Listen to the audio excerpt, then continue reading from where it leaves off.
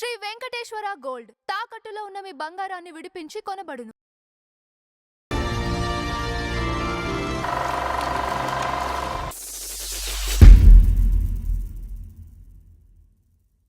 నమస్కారం నందం హరిచంద్రరావు గారు. నమస్కారం అంజుబాబు గారు. సార్ ఈరోజు మన ఫ్లాష్ బ్యాక్ లో చలపతిరావు గారి గురించి మాట్లాడుకుందాం.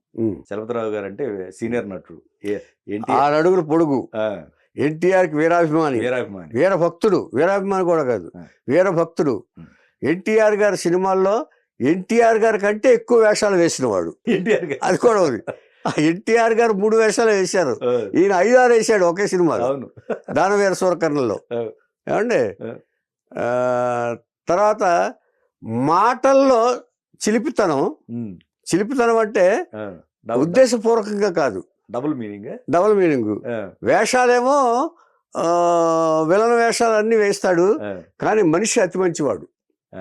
ఒక రకంగా చెప్పాలంటే రాముడు లాంటి లక్షణాలు ఉన్న మనిషి అతను. అంచేతంటే ఇన్నర్గా వెళ్ళి చూడాలి.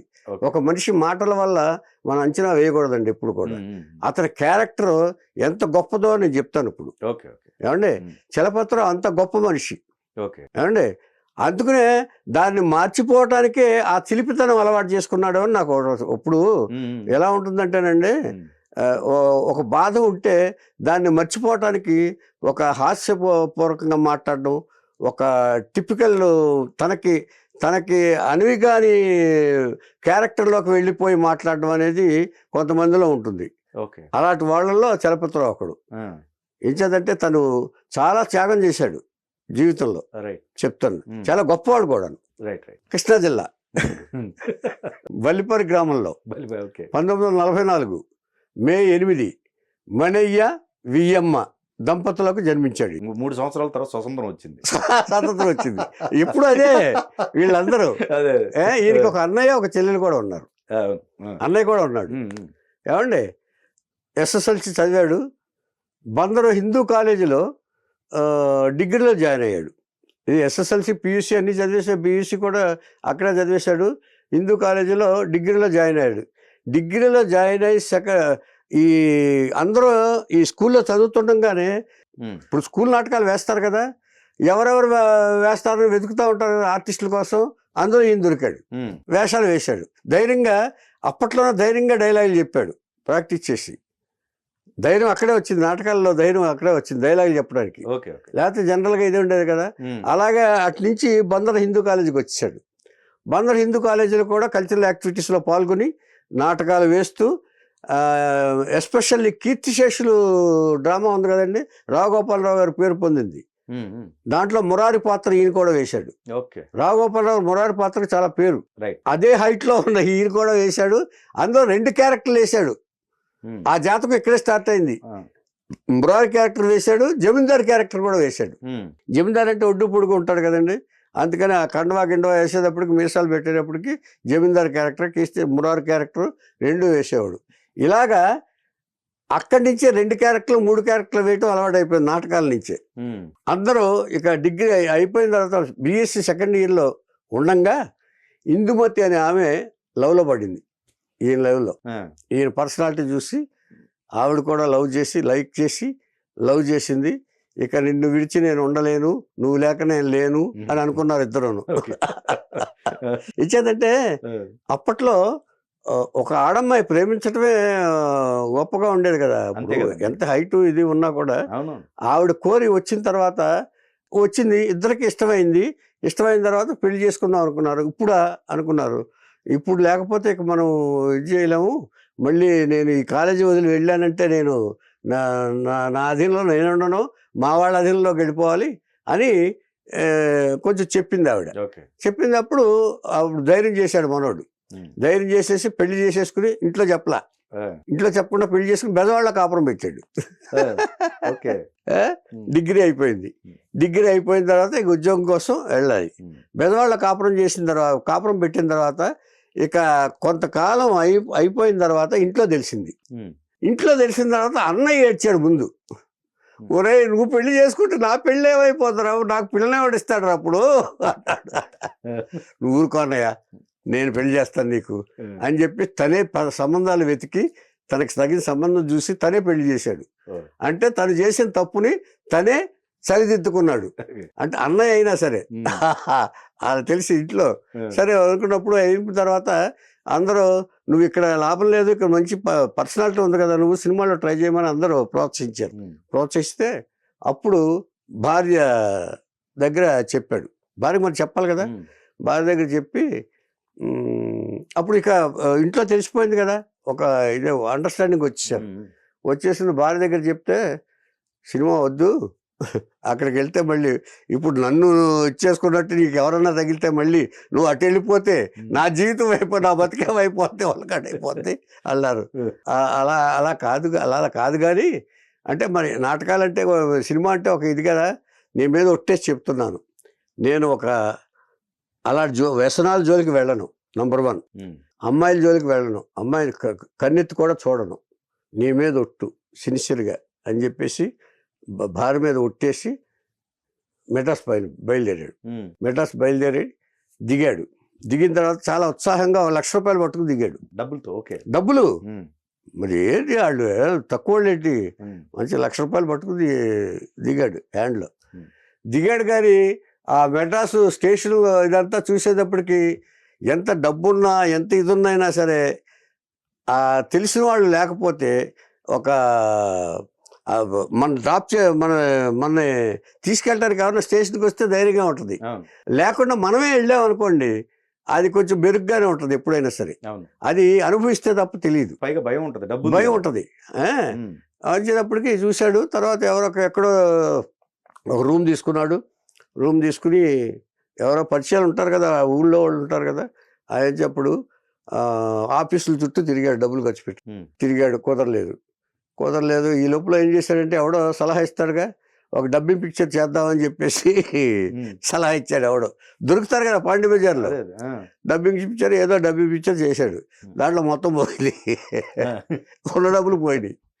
ఇక ఏం చేయాలి ఇప్పుడు ఇంటికి వెళ్ళాలి, 1,00,000 రూపాయలు అయిపోవచ్చు. ఇక ఎండ్లోకి వచ్చేసింది. వచ్చేసేటప్పటికి ఇక ఎవరో చెప్పారు, రామారావుని చూడాలనుకున్నాడు, ఎలా వెళ్ళాలి, గేట్ దగ్గర ఎవడో రానివాడు.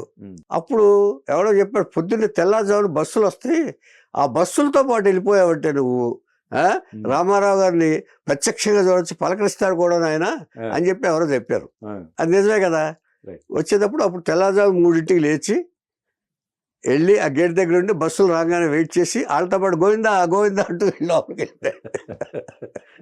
వెళ్ళిపోయిన తర్వాత రామారావు గారు మేకప్ వేసుకుని వచ్చారు, అందరిని పలకరించిన తర్వాత ఏది మీ ఊళ్ళో పొలాలు ఏమో పంటలు పండుతున్నాయి అన్నీ అడుగుతారండి ఆయన నాలెడ్జ్ పేపర్ నాలెడ్జ్ కాదు, ఈ నాలెడ్జే. రాజకీయాల్లోకి వచ్చిన తర్వాత ఎవరెవరు ఏ ఇబ్బందులు పడుతున్నారో ఏదనేది ఆయనతో ఆయన దేవుళ్ళలాగా మొరపెట్టుకునేవాళ్ళు. ఆయన నాలెడ్జ్ అంతా ఇదే, ముందు గ్రహించాలి. ఇది రామారావు గారు పేపర్ చదివారా, ఆయనకి ఏమైనా తెలుసా అని అనుకునే వాళ్ళకి ఇది పెద్ద నాలెడ్జ్. ఆయనకి ఇవన్నీ గుర్తుపెట్టుకునేవాడు ఆయన, ఎవరెవరికి ఏం కావాలనేది. అయింది. అయిపోయిన తర్వాత అందరూ బస్సులో వాళ్ళందరూ వెళ్ళిపోయారు, ఈయన ఒక్కడో కావాలా ఉంటున్నాడు. ఇలాగా ఏమి నువ్వు వెళ్ళలేదన్నాడు. సార్ నా పేరు చలపతి సార్, ఇలా చదువుకున్నాను సార్, సినిమాలో యాక్ట్ చేద్దామని వచ్చాను సార్ అన్నాడు. యాక్ట్ చేయడం వచ్చేద్దామంటే ఏం చదివామన్నాడు. డిగ్రీ చదివాను సార్ అన్నాడు. అయితే ముందు ఉద్యోగం ఏదైనా ఇచ్చేసుకునిరా నువ్వు, ముందు వస్తే ఇంకా పై చదువులు చదివితే కదా ఉద్యోగం వచ్చేది, వెళ్ళి ఏదైనా ఉద్యోగం చేసుకున్నారా, ఇప్పుడు సినిమాల్లో ఏమి ప్రయత్నించినా కూడా దొరకదు అని చెప్పి వెళ్ళమన్నాడు ఆయన. ఇంటికి వెళ్ళిరా, ఇంట్లో ఇది చేసావు కదా, ఇంటికి వెళ్ళిన తర్వాత బాగా అయిన తర్వాత నువ్వు ఉద్దిగిన తర్వాత అని చెప్పి పంపించాడు. మామూలుగా చెప్తారు కదా, చెప్తే సరే వెళ్ళాడు. వచ్చేసిన తర్వాత మళ్ళీ నెక్స్ట్ ఒక 4-5 రోజులు అయింది, మళ్ళీ ప్రత్యక్షం. చలపతో నేచర్ తెలుసుగా, మీరు మాట్లాడారు ఎప్పుడల్లా. వచ్చాడు ప్రత్యక్షం. ఏంటి సార్ ఏంటి నువ్వు ఇక్కడ ఉన్నావు అంటే వెళ్ళమన్నాను కదా అన్నాడు. నేను వెళ్ళను సార్ అన్నాడు. ఎందుకని అన్నాడు. వేషం వేస్తానని ఇచ్చేసి శబ్దం చేసి వచ్చాను సార్ నేను, మా ఆవిడతో కూడా చెప్పి పెళ్ళి కూడా అయిందా నీకు అన్నాడు. అవును సార్ పెళ్ళి కూడా అయింది సార్, ఇప్పుడు నేను వెళ్ళి ఏ మొహం పెట్టుకుని నా భార్యకి మొహం చూపించాను సార్, వేషం వేసే వెళ్తాను సార్, నేను వేషాలు వేసే వెళ్దామని వచ్చాను సార్ నేను, మా ఆవిడ కూడా ఒప్పుకుంది సార్ అన్నాడు. సరే అలాగే అప్పుడు ఆడపడుచు షూటింగ్ జరుగుతుంది. డైరెక్టర్ హేమాంబర్ధరరావు గారు, పచ్చిగాత్మ గారు బ్రదరు, ఆయన పిలిచాడు. ఇగో డైరెక్టర్ గారు ఏదో ముండోళ్ళలాగా ఉన్నాడు, ఈయనకి ఒక వేషం ఇవ్వండి అన్నాడు. పిలిచి చలపతిరావు పిలిచి, నువ్వు పలానా ఆఫీస్కి రావయా అని మేనేజర్లు ఎవరో చెప్పారు. మర్నాడు ఆఫీస్కి వెళ్ళాడు. ఆఫీస్కి వెళ్తే షూటింగ్లో ఏ వేషం ఇచ్చారంటే ఈయన హైటు ఇది చూసి మున్సిపల్ కమిషనర్ వేషం ఇచ్చారు. పెద్ద డైలాగ్ కూడా చాలా బాగా చెప్పాడు. చాలా బాగా చెప్పిన తర్వాత ఇక అక్కడి నుంచి రామారావు గారు కూడా అప్రిషియేట్ చేశాడు. అయిన తర్వాత ఇక అయిపోయిన తర్వాత ఇక రోజు రామారావు ఇంటికి రావడం, ఎక్కడికి వెళ్తే అక్కడ, ఏ షూటింగ్ దగ్గరికి వెళ్తే ఆ షూటింగ్కి. ఏంటికి వెళ్ళవేంట అన్నాడు. మిమ్మల్ని వదిలి నేను వెళ్ళను మహాప్రభు అన్నాడు రామారావు. సరే అక్కడి నుంచి అలవాటు పడిపోయి ఆయన ఏ సినిమాలో చేస్తే ఆ సినిమాకి వెళ్ళటం మొదలుపెట్టాడు. తర్వాత ఆయన దృష్టిలో ఏమిటంటే, చలపతిరావు దృష్టిలో ఇక నాగేశ్వరరావు గారు లిస్టులో లేరు, రామారావు గారు తప్ప ఇంకొక నటుడు లేడు, ఇంకొక హీరో లేడు అనే అభిప్రాయం చలపతిరావులో ఉండేది అప్పట్లో. అంటే విలేజ్ బ్యాక్గ్రౌండ్లో, అంటే చదువుకున్నోడు కూడా. సరే వచ్చినప్పుడు ₹1,00,000 వచ్చారని చెప్పాను కదా, డబ్బింగ్ పిక్చర్ చేశారని చెప్పాను కదా. డబ్బింగ్ పిక్చర్ చేసినప్పుడు కూడా ఏం చేశాడంటే, అప్పుడు కార్లు చౌకగా దొరికాయి, సెకండ్ హ్యాండ్ కార్లు. ఒక కారు కొన్నాడు. కారులో తిరిగితే ఆఫీసులకు వెళ్తే వేషాలు ఇచ్చేస్తారని ఆయనకు ఒక అభిప్రాయం, ఎవరో చెప్పాడు. రాయల్గా కనపడితే వేషాలు ఇస్తారని చెప్పి. సరే ఒక కారు కొని తిరిగాడు. ఈ డబ్బింగ్ పిక్చర్లో డబ్బులు పోయినాయి. ఈ తర్వాత కారులో తిరిగితే ఎవడో వేషాలు ఇవ్వటం లేదు కదా, ఆయన ఈడెవడో గొప్పోళ్ళు పెద్దోళ్ళు అనుకుని వదిలిపారేశారు.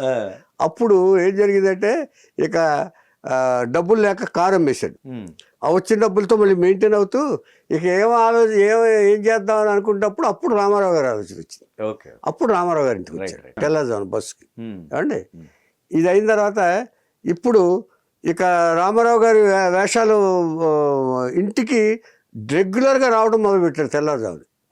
ఇక వస్తున్నారు కదా, రామారావు ఏం చేస్తారు, ఇక మొండోడికి ఏం చేస్తారు, చేత తన కూడా షూటింగ్లకి వెళ్ళటం. ఇక ఎక్కడి వరకు వెళ్ళిందంటే, తన కూడా పెట్టుకుని షూటింగ్లు తీసుకెళ్ళటం మొదలుపెట్టాడు రామారావు గారు. వెళ్ళి అక్కడికి వెళ్తే ఏదైనా వేషం ఉంటే అక్కడ వేసేయటం.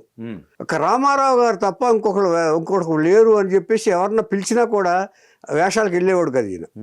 నాకు రామారావు గారు ఆర్టిస్ట్ అని, ఈ నాగేశ్వరరావు గారు ఆర్టిస్ట్ కాదు, సోమబాబు కాదు, కృష్ణ కాదు, ఇది కాదు అని. కానీ రాను ఈ చిరగటంలో అతనికి కల్పించి, కాదు రామారావు గారు ఒక్కడే కాదు ఆర్టిస్ట్ అనేవాడికి అందరితోనూ సంబంధాలు ఉండాలి, అందరితోనూ స్నేహంగానే ఉండాలి, అందరినీ గౌరవించాలి అనేది తెలుసుకున్నాడు చలపతిరావు. అనేది తెలుసుకున్న తర్వాత అందరూ ఎవరినో పిలిస్తే వెళ్ళటం మొదలుపెట్టాడు. అప్పటి వరకు రామారావు పిక్చర్ తప్ప ఇంకోటి లేదు, ఇంకో సినిమా చేయను అనేవాడు. అలాగా దానవీర సూరకర్ణంలో కర్ణుడి తండ్రిగా ఒక వేషం, అలాగా దాదాపు గెడ్డంతో ఒక 4-5 వేషాలు వేశాడు ఆయన. అప్పుడు ఆయన అడిగాడు, రామారావు గారిని అడిగాడు, రామారావు గారిని, సార్ ఇప్పుడు మీరు ఏదైనా గ్యాప్ వచ్చింది అనుకోండి, చలపతిరావు వేసుకురా, గెటప్ వేసుకురా అన్నాడు. అదే సార్ ఇందాక వేసాను అన్నాడు. ఇది వేరే వాయ్. మళ్ళీ వచ్చేవాడు. వచ్చిన తర్వాత సరే 5 వేషాలు అయిపోయిన తర్వాత ఒకసారి గ్యాప్లో రామారావు దగ్గరికి వెళ్ళి, సార్ ఇప్పుడు నేను ఇన్ని వేషాలు వేశాను కదా, నేను సార్ గుర్తుపట్టరా సార్ అన్నాడు. అన్నాడట ఆయన. పిచ్చోడా, కొన్ని రోజుల్లో ఎన్టీ రామారావు అంటేనే ఎవరికో తెలియదు, నువ్వెవడో తెలుస్తావు అన్నాడట. అలాగా అంత సరదాగా మాట్లాడుకునేంత చనువు వచ్చేసింది చలపతిరావు గారు. అయిపోయింది. తర్వాత ఫ్యామిలీని తీసుకొచ్చేసాడు. ఈ రామారావు గారితో చిత్రాలు సెటిల్ అయిన తర్వాత ఫ్యామిలీని తీసుకొచ్చి ఒక చోట ఇల్లు అద్దెకి తీసుకుని పెట్టాడు, ఇందుమతి గారిని, చెన్నైలో పెట్టిన తర్వాత 3 పిల్లలు పుట్టారు. ఒక అబ్బాయి, 2 కుమార్తెలు. ఏమండి, ఇలా ఉంటుండగా హ్యాపీగా జరుగుతుంది. ఆ తర్వాత తెలుసుకున్నాడు, అందరూ ఆర్టిస్టుని గౌరవించాలని తెలుసుకుని అందరూ ఈ సినిమాల్లోనూ వేషాలు పిలుస్తున్నారు. ఇప్పుడు పిలిస్తే వేస్తున్నాడు. అంటే రామారావు గారి మనిషి అనేటప్పటికీ అందరూ రామారావు గారి పిక్చర్లు 4-5 ఉంటే అన్నింటిలోనూ వేషాలు ఇవ్వటం మొదలుపెట్టారు.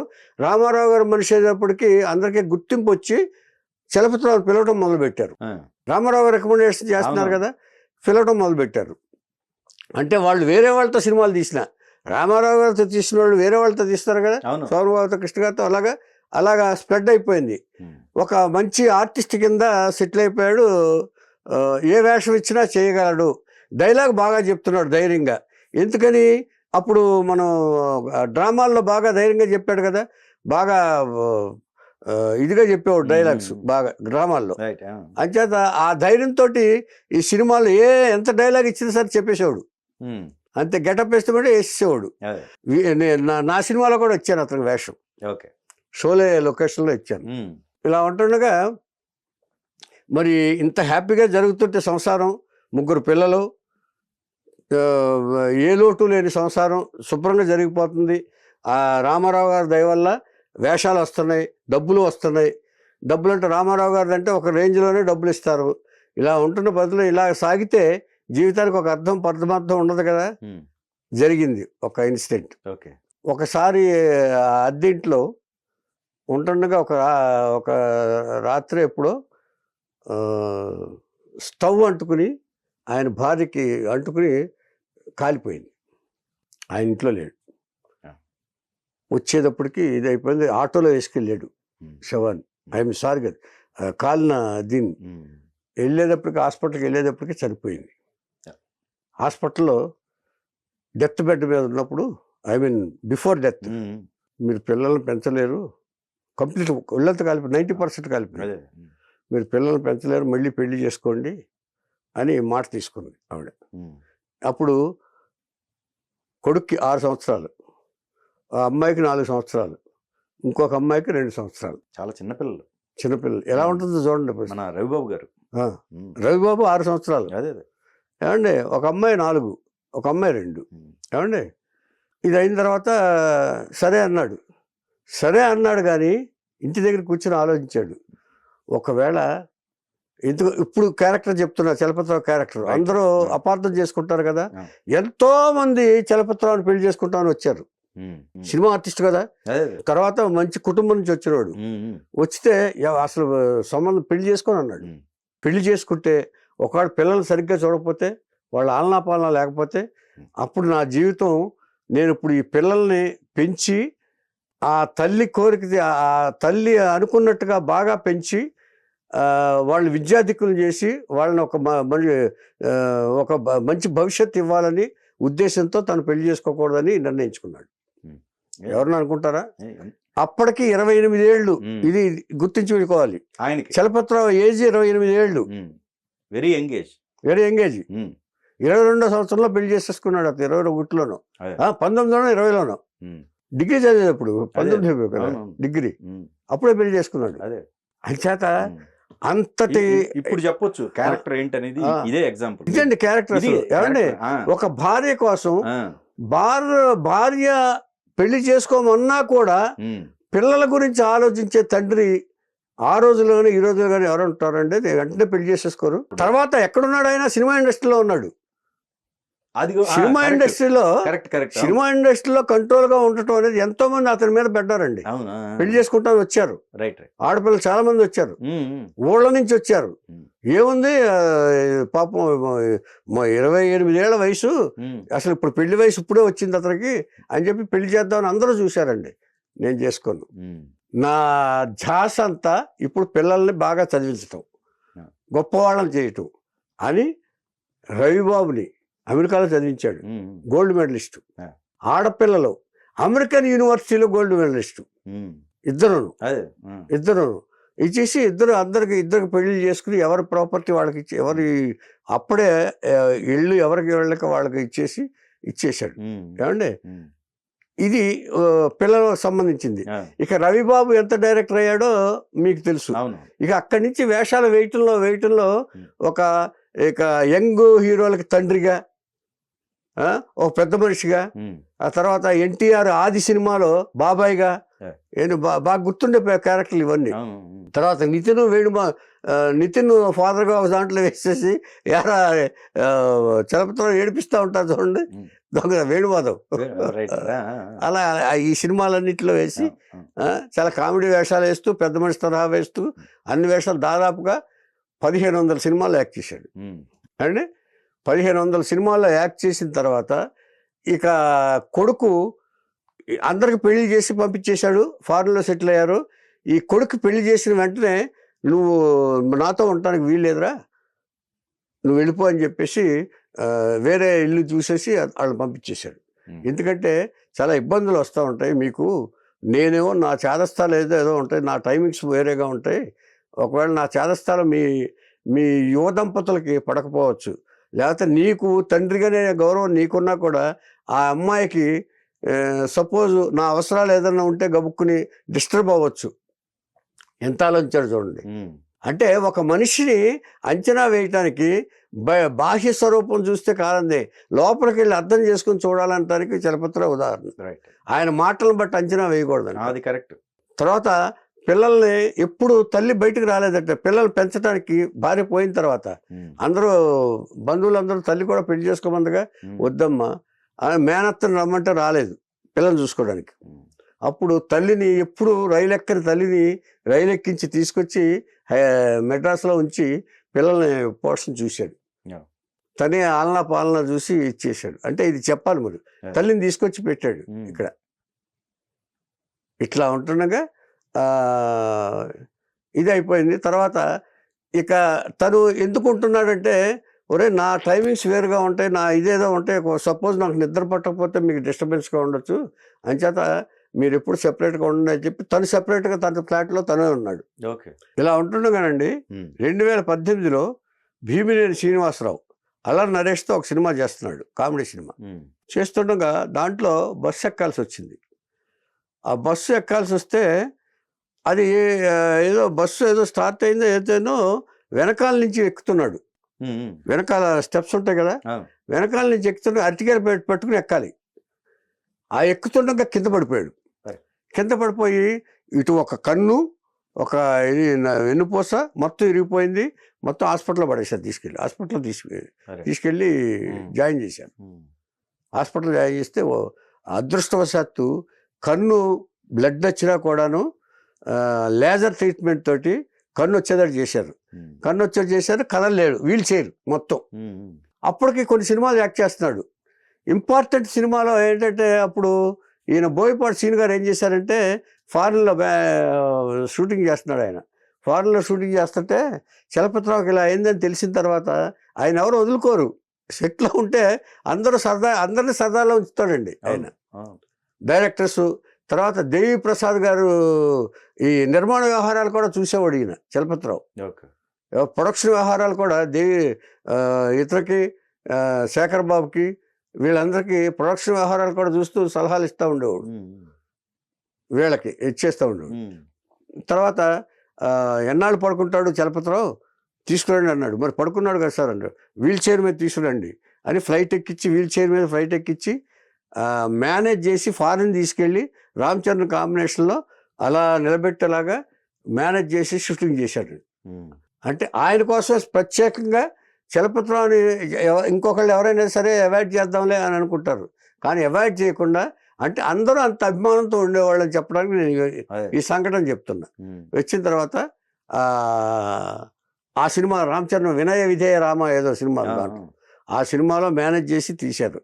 తీసిన తర్వాత అక్కడి నుంచి అలాగా ఉంటూ 2002 అలా అక్కడి నుంచి అనారోగ్యం పాపం ఇదైపోయింది. 2022 వచ్చేటప్పటికి ఒకరోజు సడన్గా హార్ట్ అటాక్ వచ్చి 78వ ఏట చనిపోయాడు ఆయన.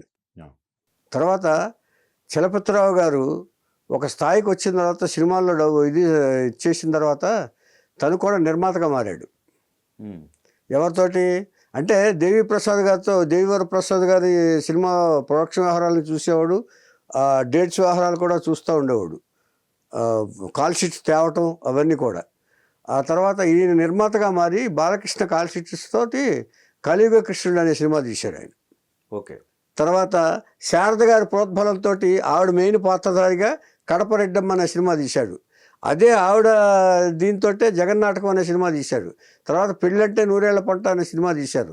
తర్వాత ప్రెసిడెంట్ గారు అల్లుడు అనే సినిమా తీశారు. తర్వాత ఒక 2-3 పిక్చర్లు హారర్ పిక్చర్లు ఏదో తీశారు. ఇలాగా ఆయన నిర్మాతగా కొనసాగారు. కానీ సినిమాల్లో ఏమో నష్టాలు రాలేదండి ఆయనకి, బ్యాలెన్స్ అయినాయి. కాకపోతే ఆయన ఆర్టిస్ట్గా బిజీ అవటం వల్ల ఆ తర్వాత మెయిన్ క్యారెక్టర్స్ వచ్చినాయి. తండ్రి క్యారెక్టర్లు, మామ క్యారెక్టర్లు, ఈ క్యారెక్టర్లు ఒక సపోర్టింగ్ క్యారెక్టర్ ఆర్టిస్ట్గా మారిపోయాడు ఆయన.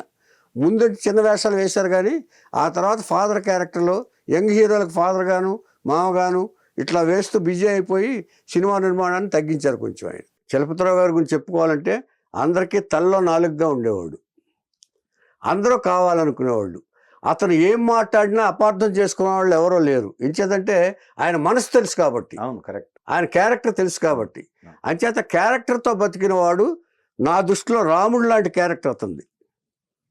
ఒక వాయిస్ ఇదైనా కూడా అంతటి నిజాయితీగా నిబ్బరంగా పిల్లల కోసం బ్రతికి పిల్లల్ని ఒక సంతృప్తికరమైన పొజిషన్లో చూసి అంత తృప్తితోనూ 78వ ఏట తన కొడుకు ఒక టెక్నాలజికల్ డైరెక్టర్ అయ్యాడు. కూతుళ్ళు పెద్ద చదువులు చదివి గోల్డ్ మెడల్ సాధించి అమెరికాలో ఉన్నారు. వాళ్ళు భర్తలతో హ్యాపీగా ఉన్నారు. ఆ తృప్తితోటి 78వ ఏట ఆయన మరణించాడు. మనం ఇప్పుడు దా చెప్పుకున్న దాంట్లో ఆయన లైఫ్లోకి ఇంకొకరిని తీసుకురాల. అయ్యయ్యో, పిల్లల కోసం. అయ్యో, అది ఏమండి పిల్లలకి ఎంత గౌరవం అండి తండ్రి పట్ల. అది కూడా మీరేమన్నా అసలు ఇండస్ట్రీలో ఉంటూ అలా చేయటం అనేది క్వాలిటీ. అది తర్వాత తల్లి పిల్ల ఎంత గౌరవంగా చెప్పింది, నానా నువ్వు మమ్మల్ని ఇంత బాగా చదివించా ఫోన్ చేసి చెప్పిందంట. ఇప్పుడు నువ్వు గర్వంగా చెప్పుకో, అమెరికాలో పెద్ద యూనివర్సిటీలో నేను గోల్డ్ మెడల్ సాధించాను నాన్న, నువ్వు ఇప్పుడు అందరికీ గౌరవంగా చెప్పుకోనన్న అని ఫోన్ చేసిందంట. అదే ఓకే. మరి ఇంతకంటే ఆనందం తండ్రికి అసలు ఏముంటుంది. తర్వాత ఇంకొక విషయం, ఈ రాజకీయాల గురించి వస్తున్నప్పుడు రామారావు గారు రాజకీయాల్లోకి వెళ్తే, సార్ మీరు రాజకీయాల్లోకి వెళ్తే నా పరిస్థితి ఏంటి సార్ అసలు అదంటే, షేట్ నేను కూడా వస్తాను సార్, నాకు మెంబర్షిప్ ఇవ్వండి సార్. వద్దు, నేను ఎందుకు చెప్తున్నానో విను.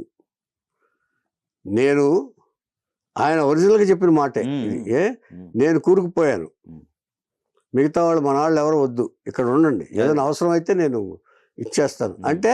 రామారావు గారికి అప్పటికే తెలిసింది ఇది ఎంత పొల్యూటెడ్ వ్యవహారం అనేది. అంతేగా మరి ఆయన్నే రకరకాల హింసలు పెట్టారు కదా. నేను బురదలో కూరుకుపోయాను అన్నట్టుగా చెప్పాడంట ఆయన. ఇది ఓపెన్ గానే, నువ్వు రావద్దు చలపతిరావు, నువ్వు సినిమాలు చేసుకుంటూ ఉండు, ఏదైనా ఎక్కడైనా ఫంక్షన్ కావాలంటే వెళ్దాం మనం, నేను పిలిపిస్తాను అని చెప్పారంట. ఇది ఒకటి చలపతిరావు గారు చెప్పింది. ఇది ఆయన రాజకీయాల్లో ఉన్న ఈయన ఏం వదలలేదు. ఆయన రాజకీయాల్లో ఉన్న మనుషులు బంధాన్ని వదులుకోలేదండి. నేను అనేది రాజకీయాల్లోకి వెళ్తానన్నాడు ఈయన. వస్తానంటే వద్దన్నాడు ఆయన. రామారావు గారు వద్దు, నేను వెళ్ళాను, నాకు అవసరమైతే నేనే పిలిపిస్తా మిమ్మల్ని, మన వాళ్ళు ఎవరిని రావద్దని చెప్తున్నాను, అందుకే నేను ఎవరిని రావద్దన్నాడు ఆయన. నేను వెళ్ళాను చాలు, నేను చూసుకుంటాను, ఏదైనా అవసరమైతే మిమ్మల్ని పిలిపిస్తానని చెప్పారు తప్ప ఆయన. ఇది అప్పట్లో రాజకీయాల గురించి రామారావు గారు కూడా బాధపడిన సందర్భాలు ఉన్నాయని చెప్పడమే ఇది చలపతిరావు గారు.